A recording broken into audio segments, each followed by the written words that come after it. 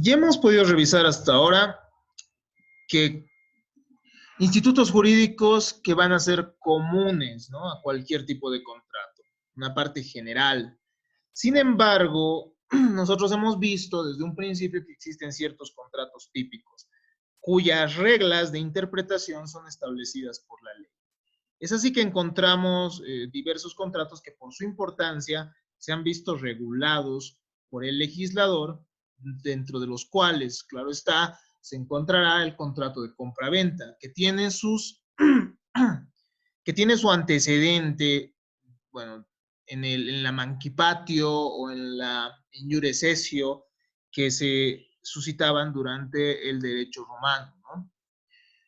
En un principio, las transferencias se caracterizaban, bueno, durante el derecho romano, durante la vigencia del derecho romano en su máximo esplendor, el contrato de compraventa se caracterizaba por ser solemne. Sin embargo, de a poco estas prácticas de solemnidad se han ido atenuando, llegando al punto en el cual hasta el momento en que ingresamos ya a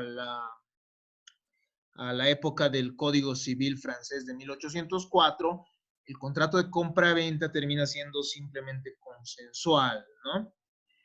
¿Y qué es el contrato de compra-venta? Mediante el contrato de compra-venta se van a celebrar y se van a satisfacer necesidades de carácter económico de las personas, ¿no?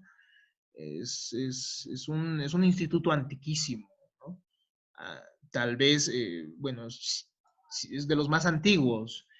Si bien la permuta termina siendo el más antiguo, el de la compraventa también termina siendo un instituto antiquísimo y que el día de hoy pues, lo conocemos a cabalidad todos, creo, ya que día a día nosotros estamos celebrando contratos de compraventa, ¿no? Pero, ¿qué es el contrato de compraventa? El Código Civil boliviano nos va a decir que es un contrato por el cual el vendedor va a transferir la propiedad de una cosa o de un determinado derecho, va a transferir un determinado derecho al comprador por un precio, ¿no?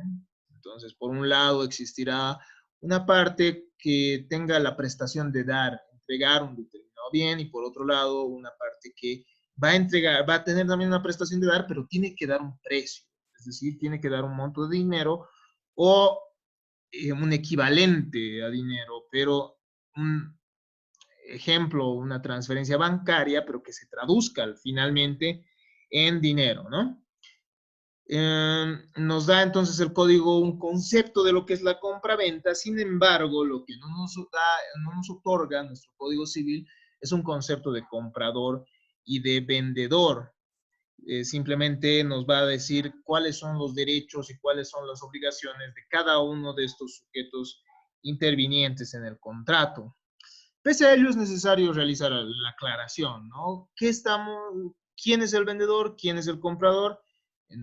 Acudimos para esto al diccionario de Guillermo Cabanellas y nos dirá que el comprador es quien mediante cierto precio adquiere la cosa que vende, la cosa que otro vende, ¿no? El comprador entonces va a adquirir la propiedad pagando un precio, mientras que el vendedor es aquella persona que vende o enajena la cosa que el comprador adquiere en propiedad.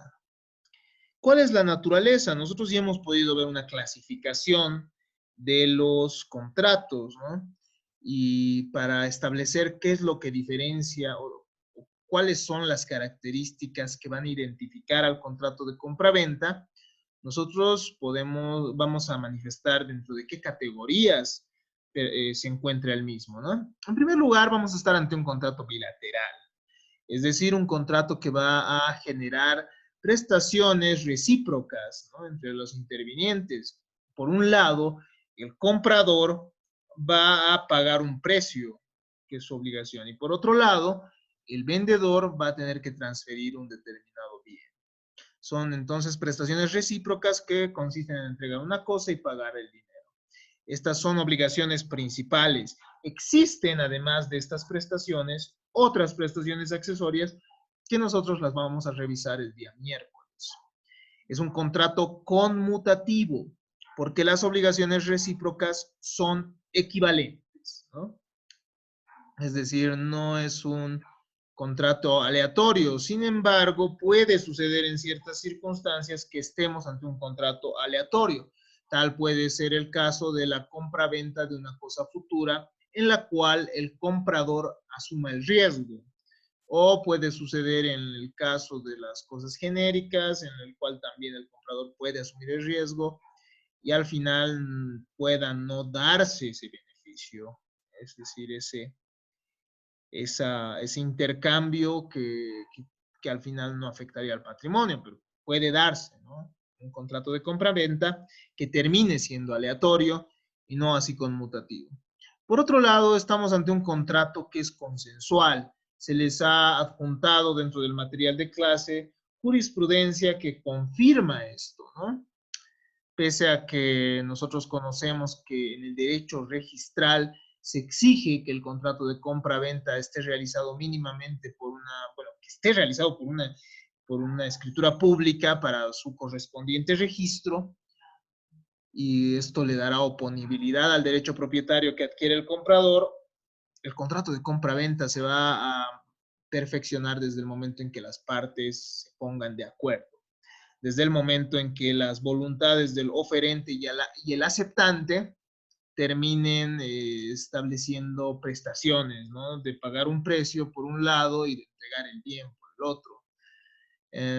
Entonces, entre las partes tiene efecto el contrato de compra-venta desde el mismo momento en que estas han acordado estos aspectos, ¿no? Es un contrato consensual, pero se exceptúa, por ejemplo, el caso de la venta de herencia, que mínimamente debe realizarse por un documento privado, ¿no? O por escrito, ¿no? Es un contrato a título oneroso, ya que ambas partes van a realizar desprendimientos patrimoniales en favor de la otra, ¿no? Es un contrato principal, por otro lado, ya que subsiste por sí solo.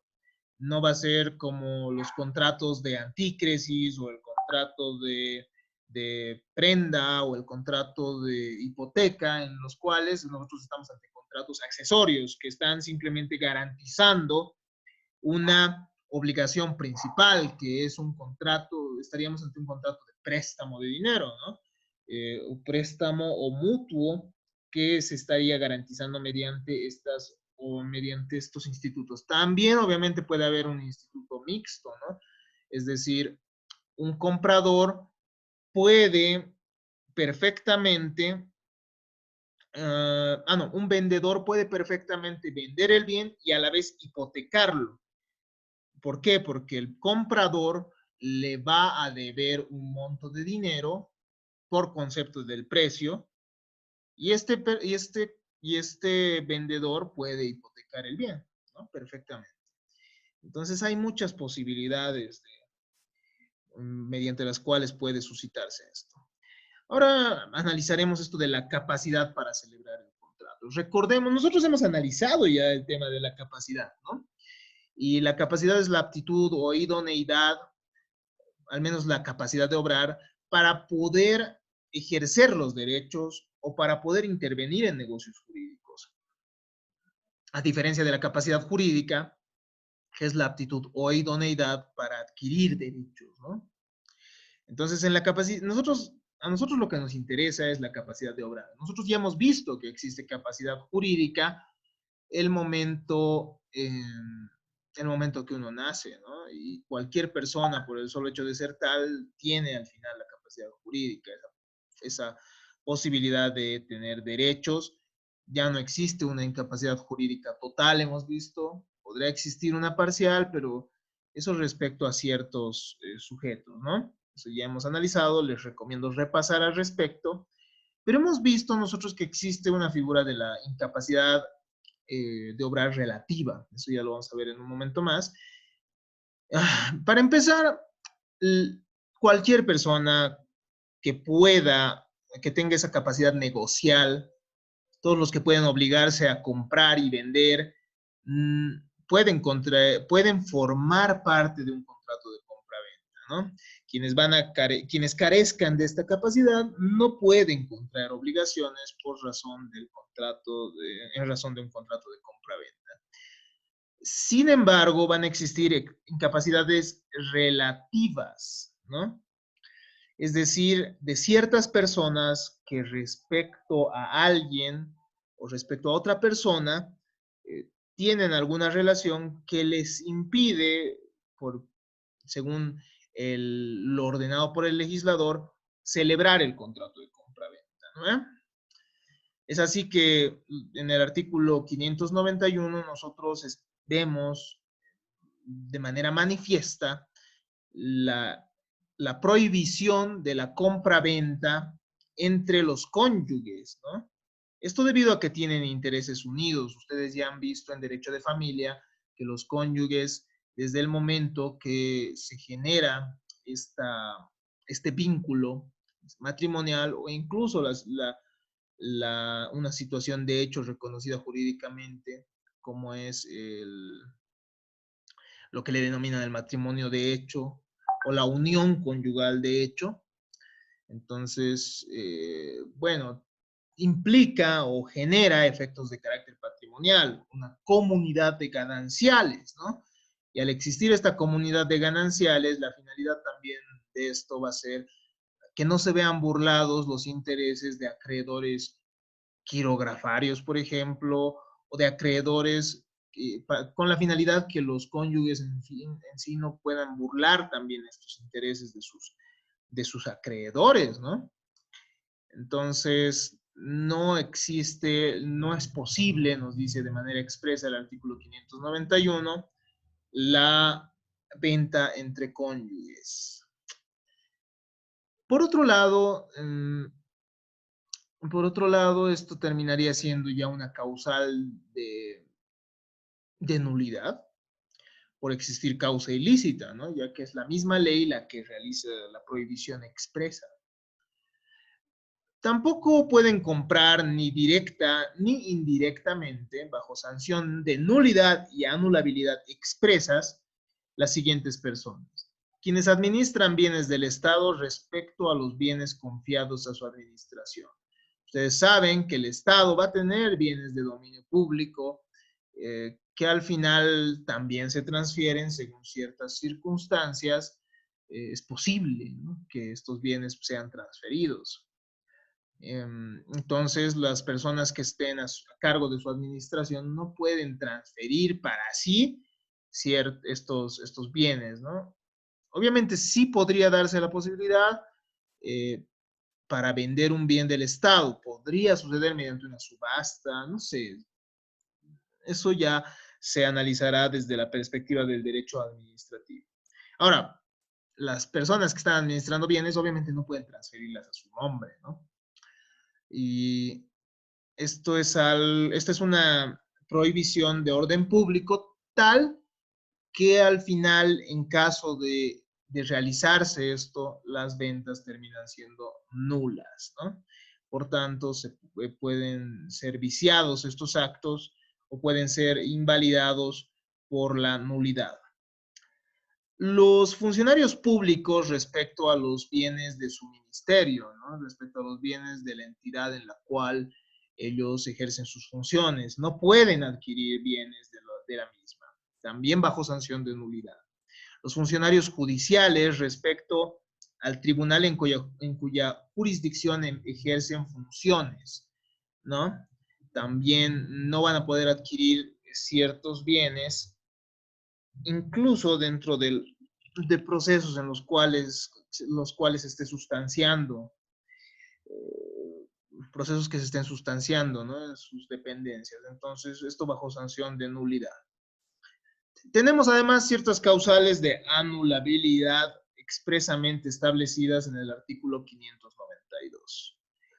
Y es que los abogados no pueden adquirir bienes y derechos que se dilucidan en un litigio en el cual intervienen por su profesión.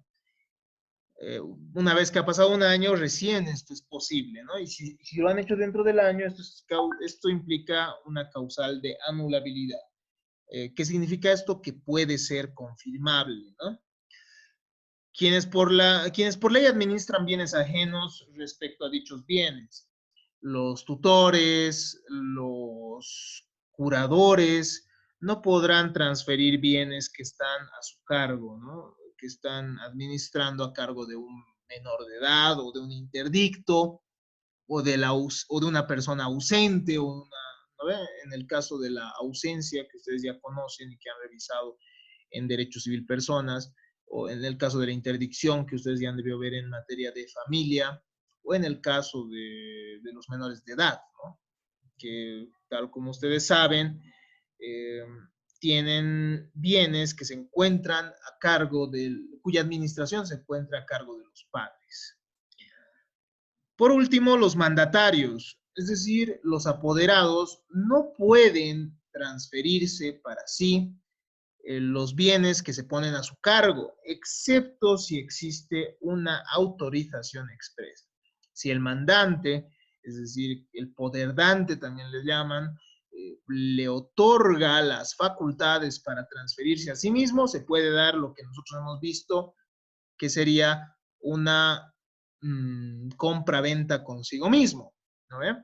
Sin embargo, si no existe esta autorización expresa, nosotros vamos a estar ante una causal de anulabilidad que se establece en el artículo 592. Obviamente pudiendo ser confirmable y con la confirmación se quitan